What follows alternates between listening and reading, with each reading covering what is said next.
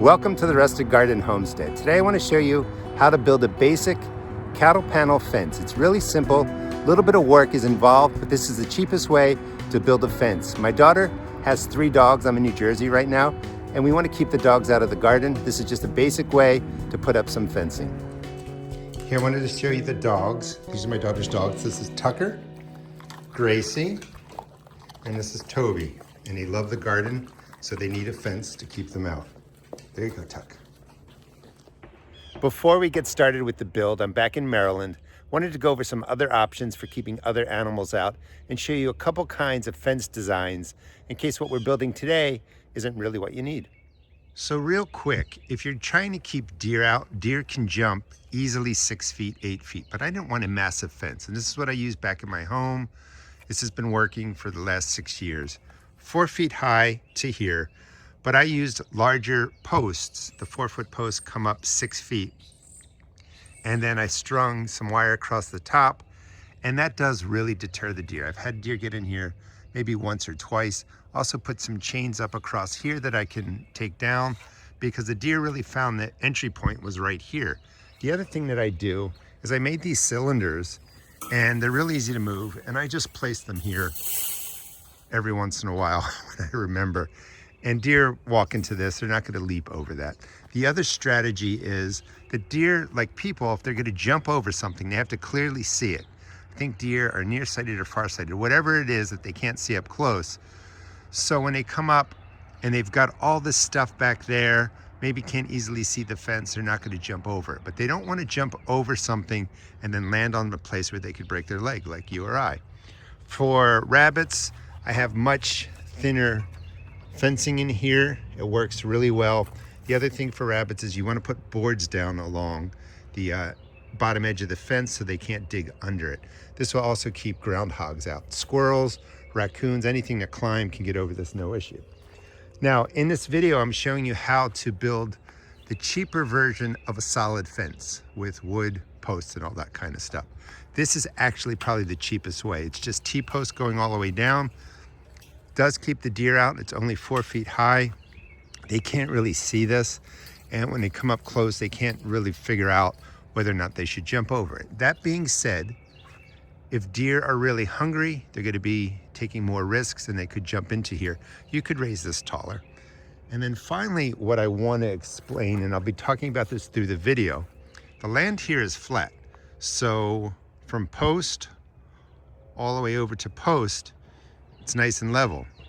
If your ground slants down and you try and do a straight fence all the way across, if it's sloping down this way, you're going to end up having a gap down there, and you're going to have to repair that. That's if you want to keep the top perfectly straight.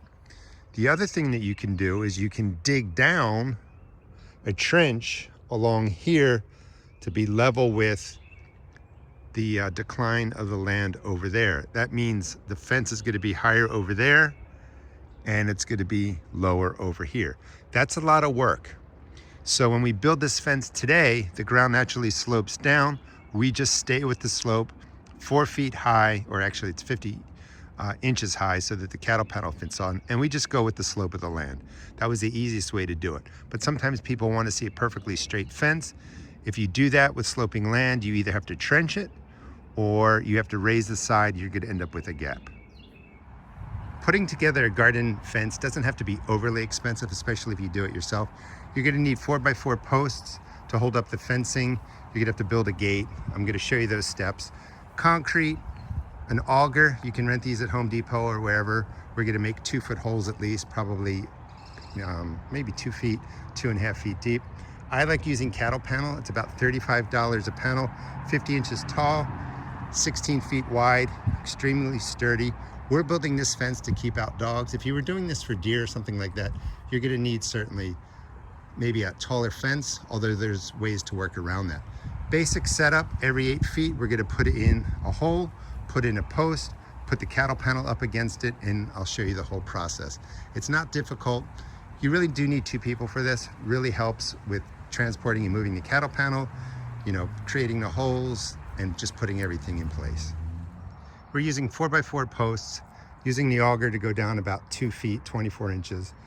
measuring using the piece of wood right down there, so that from the bottom of the wood, ground level, coming up is 50 inches. That's the height of the cattle panel. This has already been concreted in. This is kind of our anchor point. Everything's level using a post level right here. In case you don't know what they are, you can buy them and they just fit right onto there. This way you know everything is level. And we're just gonna go one post at a time. The ground does slope downward, so we're deciding, do we want to keep the fence level going all the way down, which means there'll be a gap on the bottom where we would mound up with wood chips or something like that. Because this property is already fenced in, we're not overly worried about rabbits. But if you were doing this more for rabbits, of course you need to put some chicken wire along the cattle panel to keep the rabbits out. But you wouldn't want a gap on the bottom.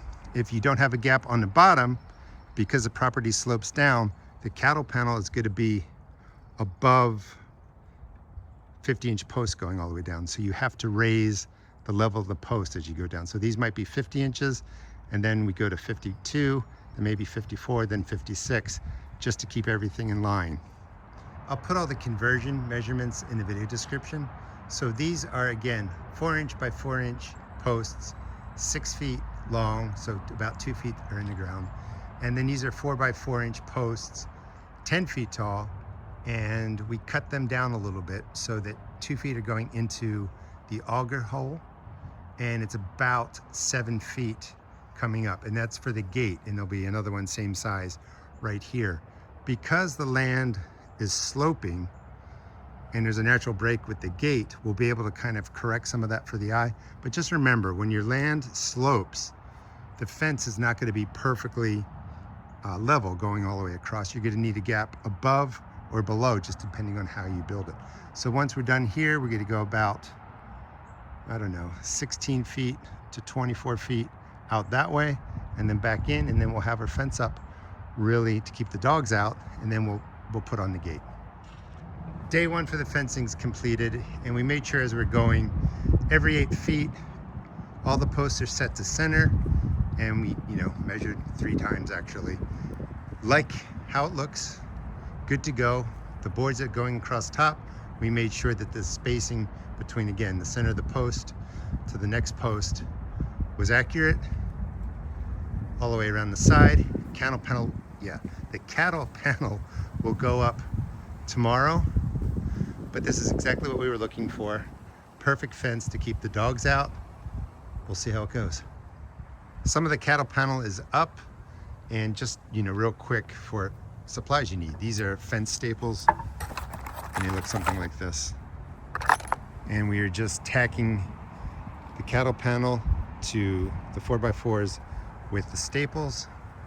Gate is in. I'm going to show you another tool that helps out. This is a post square, which helps us make sure everything is level when we're putting in the posts. I mean, it's looking good. So we're working our way down. Again, I've already said it, but measure a couple of times before you do things. The fence is rustic. It's not going to be perfect, but it's going to look really, really good. We did it ourselves, so we're proud with how things are progressing. The fence is done. Not 100% perfect, but really turned out, practically how we wanted it to turn out. This is a little access that we can remove, bring in the wheelbarrow, do whatever we need to do right through here into the garden. Fence looks good. Cattle panel, everything I was already talking about. We'll take a look on the inside too, to show you how I fastened it on there. Made the gate, 3 hinges. You want at least 3 hinges. It's going to get a lot of wear and tear, and you just want it to be kind of solid there so it doesn't over time sag down. We needed to get a bigger latch because the one we had was just too small, but temporarily just using this piece of wood works really well. And then you can see we went all the way down. Other side, ran out of materials for that corner. We'll take care of that later. But the fence is serving, the purpose that we want. Everything's secured on the inside with fencing nails, nice and solid. Spin around this way. It's going to keep the dogs out. Built it ourselves, saved a lot of money, and it's just, not as expensive as you might think. You definitely need 2 people to move the cattle panel around, carry the lumber, but this can be, built in about 2 days. I'm back in Maryland. Wanted to talk about the gate a little bit. You can design whatever gate you like. With the hinges, I prefer to make sure the screws are into the center of the post. If the screws are too close to the edge and something breaks, it's really hard to repair that. It's much easier to repair any damage that occurs on the gate, especially when the gate is lighter, like the one we built at my daughter's place. Again, here's the basic latches. Instead of the wood, you just want to make sure the latch covers the gap between the fence and the post.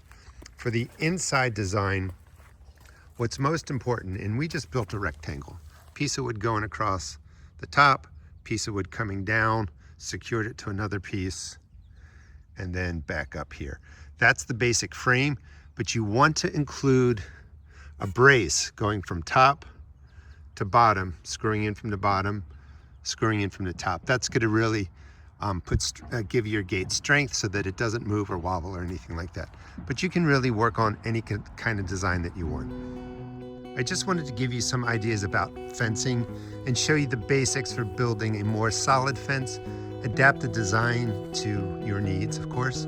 Thanks so much for watching. Please check out my seed shop at therustedgarden.com, and please subscribe. I'll teach you how to grow food, have fun, and save some money. Again, thanks for watching.